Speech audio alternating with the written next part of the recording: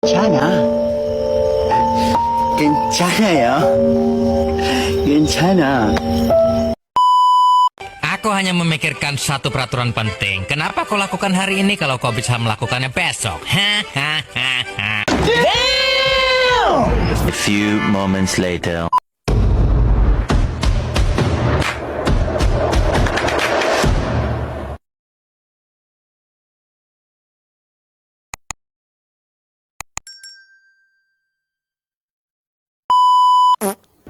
Baik, Assalamualaikum warahmatullahi wabarakatuh. Perkenalkan, saya Lilis Harmawati dengan NIM 202205010330. Pada video kali ini saya akan membahas resume materi tentang akuntansi biaya dengan dosen pengampu Bapak Muhammad Imran SE.MAK. Video ini saya unggah untuk memenuhi tugas UAS semester genap. Kali ini saya akan membahas tentang joint product and by product, just in time, material costing atau biaya bahan baku, departementalisasi biaya overhead pabrik, labor controlling, penerapan sistem biaya standar dan analisis varian, factory overhead controlling, dan analisis biaya pemasaran. India, materi pertama yang berjudul joint product and by product. Joint product atau produk gabungan adalah suatu proses produksi yang menghasilkan beberapa produk yang berasal dari satu jenis bahan baku yang diproduksi secara serentak atau bersama-sama, di mana nilai dari produk ini masing-masing berbeda. Contohnya, perusahaan industri minyak bumi mengolah minyak mentah menjadi bensin, minyak tanah, oli, dan lain-lain. Produk sampingan atau byproduct adalah produk yang dihasilkan dari proses produk bersama, tetapi produk ini nilainya relatif rendah dibandingkan dengan produk utama. Misalnya, suatu perusahaan yang menyewa truk untuk mengangkut bahan tertentu menemukan bahwa bahan buangan tersebut dapat digunakan sebagai pupuk. Produk sampingan ini sekarang menjadi sumber pendapatan lain untuk seluruh industri. Perbedaan antara joint product and by product. Yang pertama, produk-produk bersama memiliki nilai jual yang sama, dan itulah sebabnya tidak satupun dari mereka dapat dianggap sebagai produk utama. Sebaliknya, nilai jual produk sampingan relatif lebih rendah dari produk utama. Dan yang kedua, produk-produk bersama dilakukan dengan sengaja oleh manajemen organisasi masing-masing, sedangkan tidak ada niat untuk memproduksi produk sampingan, sehingga produksi secara tidak sengaja. Yang ketiga, produk gabungan diproduksi dari bahan baku beberapa berbeda dengan produk sampingan yang diproduksi dari bahan buangan dari proses utama. Materi kedua yaitu just in time. Just in time adalah pendekatan manufaktur yang mempertahankan bahwa produk-produk harus ditarik dari seluruh sistem dengan adanya permintaan, dan bukannya mendorong seluruh sistem dengan awal yang tetap untuk mengantisipasi permintaan. Sistem produk just in time adalah sistem di mana suatu organisasi membeli bahan baku dan bagian-bagian memproduksi komponennya hanya ketika mereka diperlukan dalam proses produksi. Adapun tujuan just in time yaitu yang pertama menghasilkan produk, yang kedua memproduksi jumlah kecil, yang ketiga mengeliminasi pemborosan, yang keempat memperbaiki aliran produksi, dan yang kelima menyempurnakan kualitas produk. Materi ketiga yaitu labor controlling. Labor controlling adalah serangkaian aktivitas yang dilakukan untuk mengawasi dan mengatur tenaga kerja dalam suatu organisasi. Ini mencakup pengelolaan aspek-aspek seperti penugasan kerja, pemantauan produktivitas, evaluasi kinerja, dan pengembangan keterampilan karyawan. Tujuan utamanya adalah untuk memastikan bahwa semua sumber daya manusia digunakan secara efisien dan efektif. Produktivitas tenaga kerja dapat didefinisikan sebagai suatu ukuran kinerja produksi dengan menggunakan pengeluaran atau usaha manusia sebagai tolak ukur.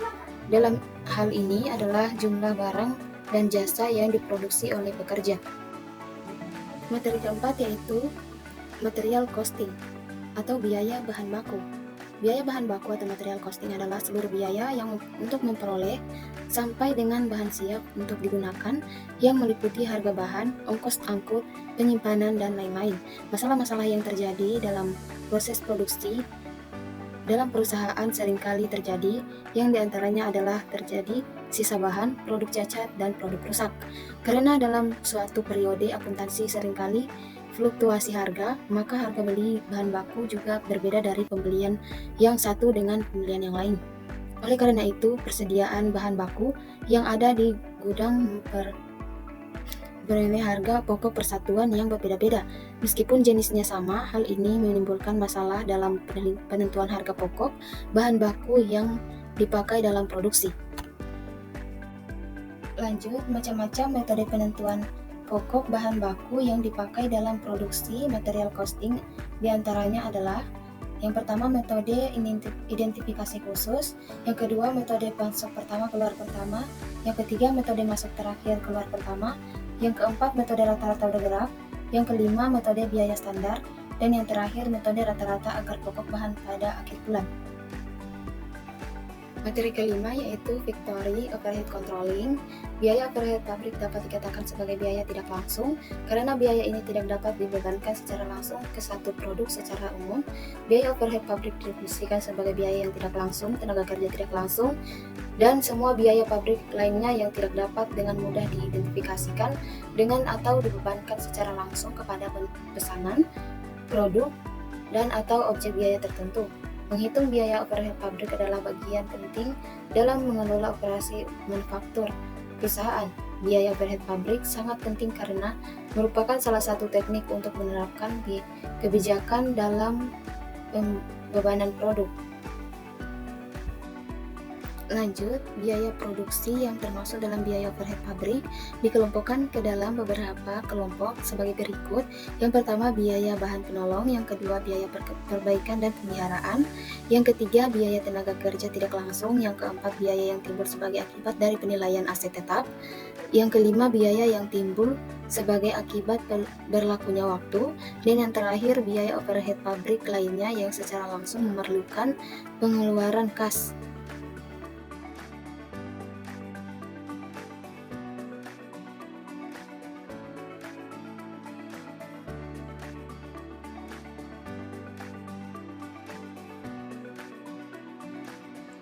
Materi keenam yaitu departementalisasi biaya overhead pabrik.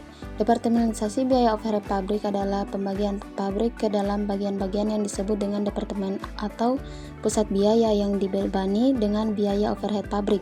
Fungsi departementalisasi biaya overhead pabrik digunakan untuk menentukan tarif biaya overhead dalam perusahaan yang mengelola produknya melalui beberapa departemen produksi. Faktor-faktor yang harus dipertimbangkan di dalam menentukan atau memilih departemen-departemen di dalam pabrik adalah sebagai berikut. Yang pertama, pembagian tanggung jawab atas pengelolaan produk dan jasa yang dihasilkan dalam pabrik serta atas biaya yang terjadi. Yang kedua, sifat operasional dari setiap tahapan pengelolaan produk dihubungkan dengan kegerakan-gerakan yang melalui produk di dalam pabrik. Lokasi dari operasi, proses pengolahan, dan mesin. Yang keempat, jumlah departemen atau pusat biaya yang tepat.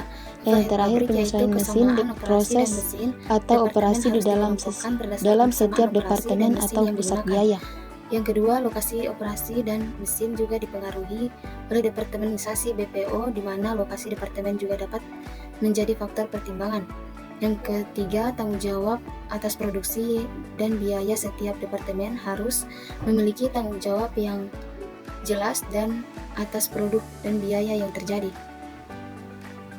Materi ketujuh yaitu penerapan sistem biaya standar dan analisis varian.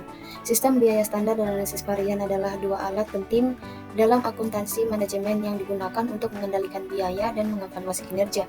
Sistem biaya standar menerapkan biaya yang diharapkan untuk bahan baku, tenaga kerja, dan overhead. Sementara itu, analisis varian membandingkan biaya aktual dengan biaya standar untuk mengidentifikasi penyimpangan. Analisis varian adalah proses membandingkan biaya aktual dengan biaya standar untuk menentukan penyimpangan atau varian. Analisis ini membantu mengidentifikasi area di mana kinerja tidak sesuai harapan dan memahami sebab variannya. Lanjut, tujuan dari sistem biaya standar adalah menyediakan tolak ukur untuk mengukur kinerja dan mengidentifikasi penyimpangan antara biaya aktual dan biaya yang diharapkan. Manfaat sistem biaya standar dan analisis varian yang pertama, mengendalikan biaya, pengendalian kinerja, dan pengambilan keputusan. Materi ke-8 yaitu analisis biaya pemasaran. Pengertian biaya pemasaran menurut Mulyadi adalah biaya-biaya yang terjadi untuk melaksanakan kegiatan pemasaran produk.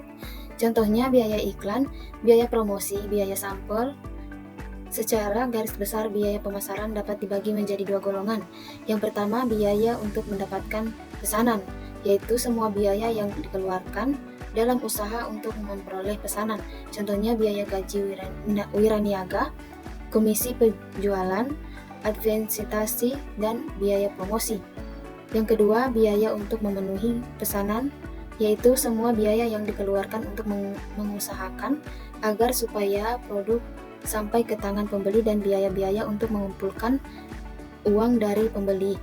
Contohnya, biaya pergudangan, biaya pembungkusan dan pengiriman, biaya angkutan, dan biaya penagihan.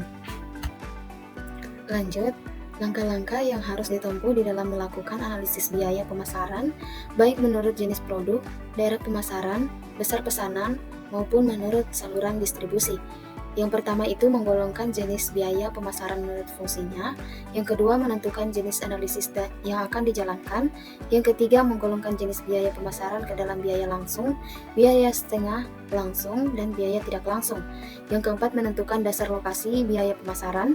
Yang kelima mencari hubungan antara biaya pendapatan yang diperoleh dari pengeluaran biaya tersebut untuk setiap jenis produk, daerah pemasaran, besar order, atau saluran distribusi. Terima kasih. Itu saja resume materi dari saya. Wassalamualaikum warahmatullahi wabarakatuh.